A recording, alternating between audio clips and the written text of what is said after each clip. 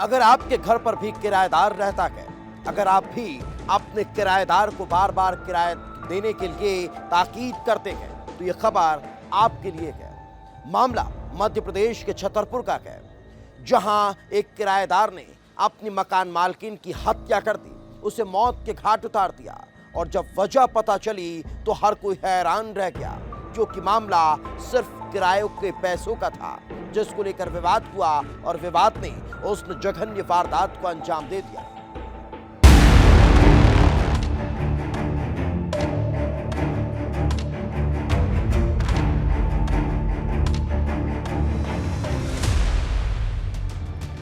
तारीख 21 अगस्त, जगह छतरपुर, वारदात हत्या।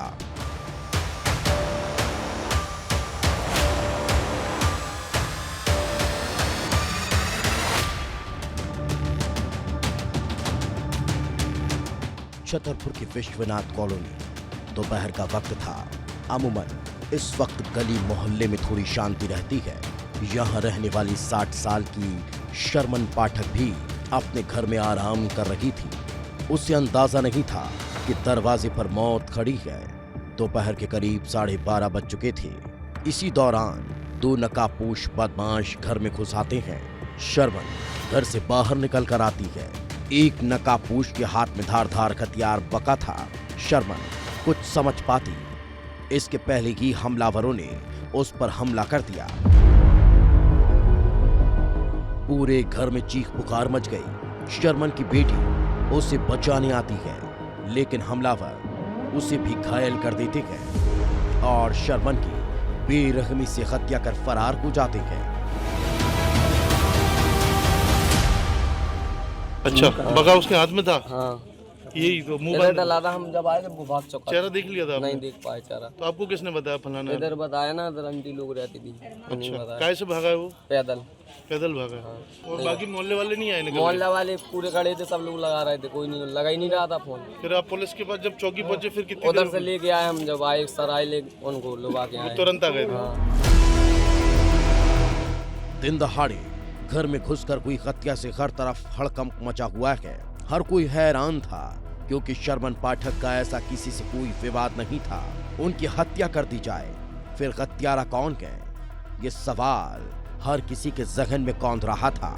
तभी पता चलता है कि कुछ देर पहले ही शर्मन के घर में रहने वाले किराएदार से किराए को लेकर कुछ बहस हुई थी।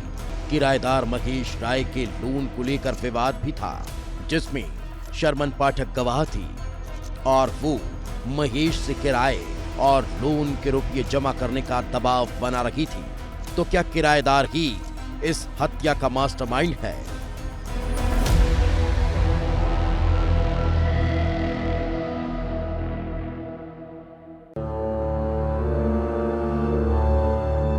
क्या किराएदार महेश ने ही अपनी मकान मालकिन शर्मन की हत्या की है?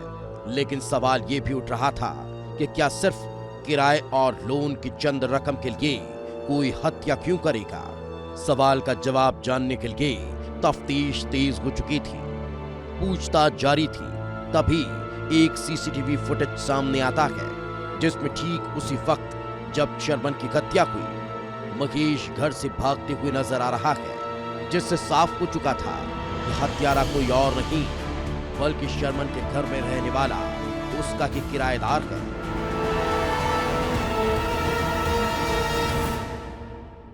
आज हम उसी घटना स्थल पर मौजूद हैं जहां पर वो घटना हुई थी कि किराएदार ने मकान मालिक को जान से मौत के घाट उतार दिया था। और ये वही उन्हीं के दरवाजे पर आप देख रहे हैं, ये सभी लोग बैठे हैं। कुछ ही देर पहले यहाँ पर अंतिम संस्कार उनका किया गया है और ये वो घर है जहाँ पर घटना हुई थी। हम आपको सीधी तस्वीरें दिखा रहे हैं और ये लगभग 12 बजे का वक्त था। उसी दौरान जो किराएदार है वो यहाँ पर चूँकि लगभग 1 साल से यहाँ पर वो लोग निवासरत करते थे। महेश ठीक 1 साल पहले शर्मन पाठक के घर में रहने आया था। यहाँ महेश की पत्नी शीलू राय रहती थी। महेश कभी कभार ही यहाँ रहने आता था, लेकिन किसी को अंदाजा नहीं था कि महेश ऐसा कुछ कर सकता है।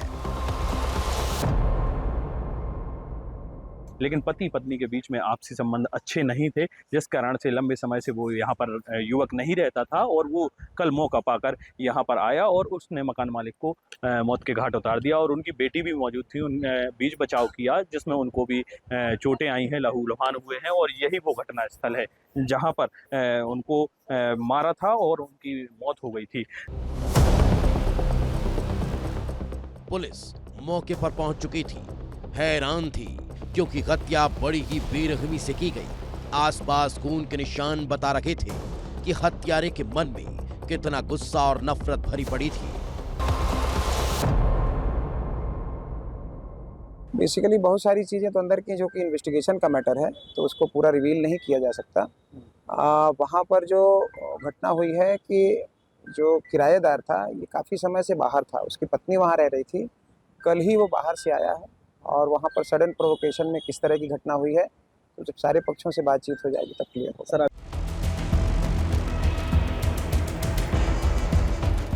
हर एंगल से तफ्तीश की जा रही थी।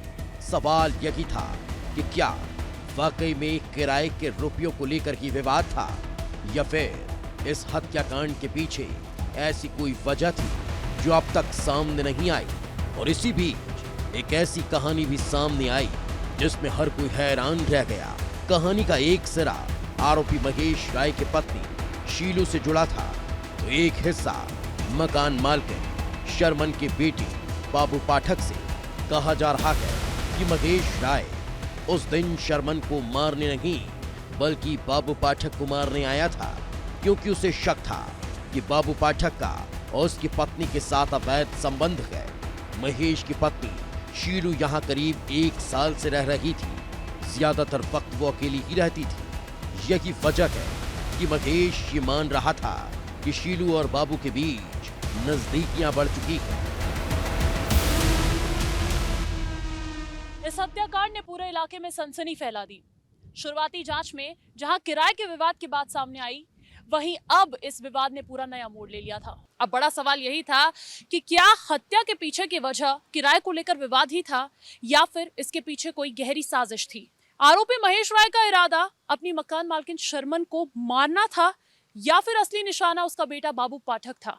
पुलिस हर एंगल से जांच कर रही है और ऐसे में देखना यह होगा कि क्या ये शक हकीकत में तब्दील होगा या फिर उस पूरे मामले के पीछे गहरे राज छुपे हैं।